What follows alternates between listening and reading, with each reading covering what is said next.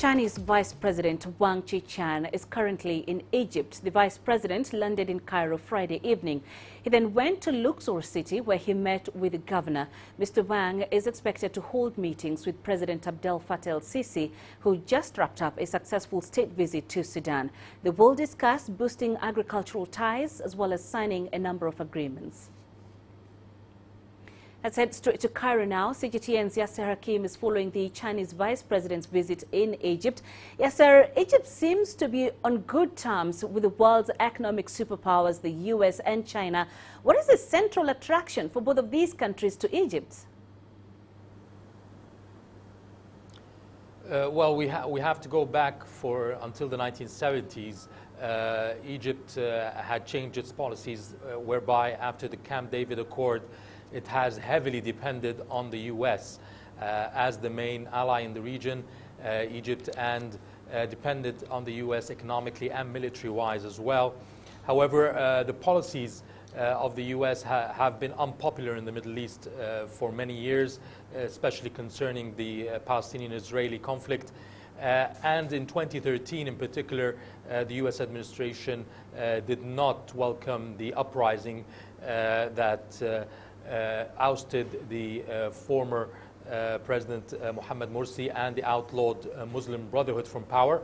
And therefore, Egyptian President Abdel Fattah el-Sisi has changed the approach of Egypt's foreign policy towards more balanced relationship, going to Asia, meeting with the Chinese president maybe 5 or 6 times in the last 3 years, and showing that Egypt and China can be close friends. In 2015, a comprehensive strategic partnership was signed with China, whereby Egypt and China have forged strong ties, especially economically, and that's where China has been very close to Egypt in its rebuilding process, the economy, the infrastructure projects, the energy projects, and so forth. While the U.S., Egypt did not cut ties with the U.S., however, it had kept a balanced relationship and not fully dependent on the U.S. like the predecessors of President Sisi, who depended fully on the U.S. in their policies and foreign policy and aid. And at this point, the Egyptian president has 2 main files that he prefers to work with both superpowers. First is the economy, to rebuild the economy with aid, investments, tourism, and so forth. And second is the fight against terrorism, the 2 major files which he sees as urgent in the region, not just for Egypt. Now, yes, so China has made inroads on the African continent, and the footprint is not only economics and trade. Tell us about the cultural aspect of the relations between China and Egypt. Yes, the 2 of the oldest civilizations in the world and in history. So there are similarities in the way these civilizations are and cultures are deep-rooted in decades and for centuries. Therefore, this is obvious in the cultural exchange and cultural cooperation.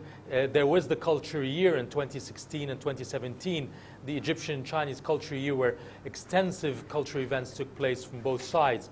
And also with the emergence of China as a world power and the closer ties with Egypt in the last few years since 2014, when Egyptian President Abdel Fattah el-Sisi took office, we've seen also a sort of an increase in the number of Egyptians who want to know more about China, who have learned Chinese even in the last few years. The numbers have increased. We've seen a surge in number of centers that teach Mandarin and that help people to know more about Chinese culture. There's been also a higher number of cultural events taking place recently, Chinese movies being broadcast on Egyptian TV, and at the same time, Egyptian movies on CGTN Arabic, for example.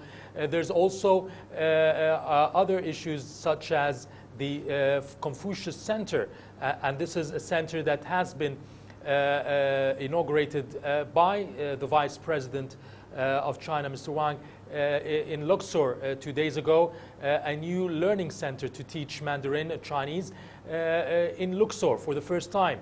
And there's also the Egyptian Chinese speakers community, which is the first to take place in the Arab world, and it's located in Egypt and is opening branches in the Arab countries from Egypt. So there is closer ties in the cultural events, in the cultural side between both countries, not just politically or economically, and it's obviously increasing in the next few months and years.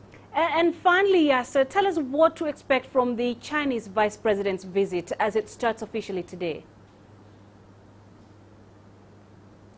Yes, we expect that he will meet with the Egyptian President Abdel Fattah el-Sisi, and then he will be having talks with Prime Minister Mustafa Madbouli, who is the one who received the Vice President at the airport, Mr. Wang, and he also will be expected to sign some accords, and we're talking about agriculture, for example. In Egypt, there's a big scientific research center for agricultural products between China and Egypt, whereby they work together as a scientists on finding best way to have new crops for African countries, and a lot of these results are sent to African countries because the tests are happening here to find the better yield for crops in different weather conditions and so forth. And then this is not just only used in Egypt, but used in several other countries in Africa. And for example, the rice is the latest commodity that has seen a success in the cooperation between Egypt and China in finding growing rice at lower consumption of water, for example, because of the water scarcity in Egypt. And it has been successful, and they're planning to increase on that. And I think this will be one of the agreements that will be signed between the two sides here in Cairo. There will be also an educational system program that will be signed between Egypt and China, because Egypt is trying to undertake new educational systems from different countries as it's restructuring its own educational system. And we understand it will be taking some from the Chinese experience in that.